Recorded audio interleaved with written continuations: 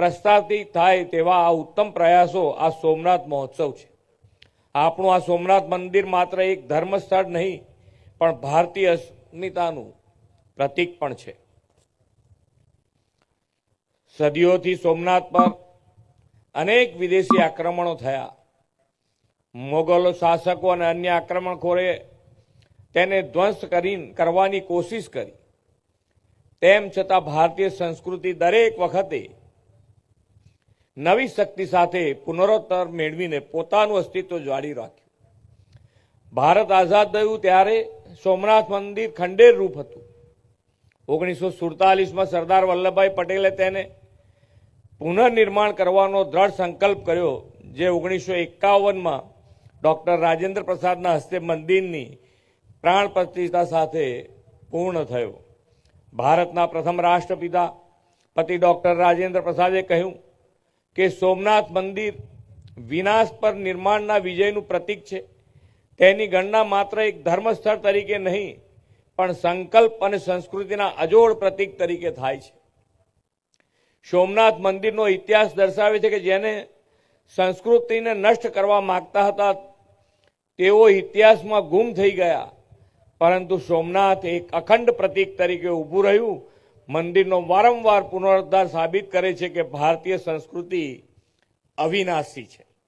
એક શુભ સંયોગ છે કે સોમનાથના પવિત્ર જ્યોતિર્લિંગ પરિસરનો જીર્ણોદ્ધાર કરાવનાર લોખંડી પુરુષ સરદાર સાહેબની પણ 150મી જન્મ જયંતિના વર્ષે સૌ પ્રથમ સોમનાથ મહોત્સવનું આજે આયોજન થયું છે।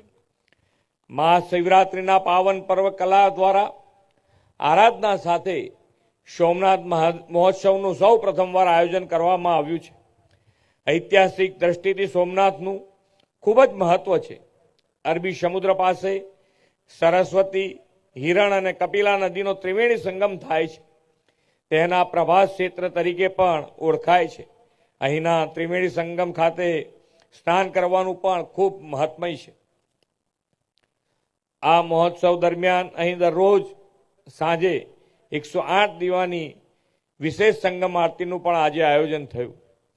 રાજ્યમાં સૌ પ્રથમ વખત સોમનાથ મહોત્સવમાં પદ્મશ્રી, પદ્મભૂષણ અને પદ્મ વિભૂષણ સન્માનિત ભારતીય કલાકારો દ્વારા નૃત્ય સંગીત મહોત્સવની ઉજવણી થશે। સોમનાથ દર્શનને શ્રદ્ધાળુઓએ વધુ સુગમ કનેક્ટિવિટી મળે તે માટે આપણે આ વર્ષના બજેટમાં પણ જોગવાઈ કરી છે। અમદાવાદથી રાજકોટ અને તેના એક્સટેન્શનમાં દ્વારકા, સોમનાથ તથા પોરબંદર જેવા ધાર્મિક પ્રવાસન સ્થળો અને બંદરોને જોડતા સોમનાથ દ્વારકા એક્સપ્રેસ વે તરીકે વિકસાવવાનું પણ આ બજેટમાં આપણે આયોજન કર્યું છે। રાજ્ય સરકાર આગામી 20-25 વર્ષના વિઝન મુજબ આવનાર પ્રવાસીઓની સંખ્યાને ધ્યાને રાખીને 30 સ્થાનો અને સમગ્ર પરિસરનો વિકાસ કરી રહી છે।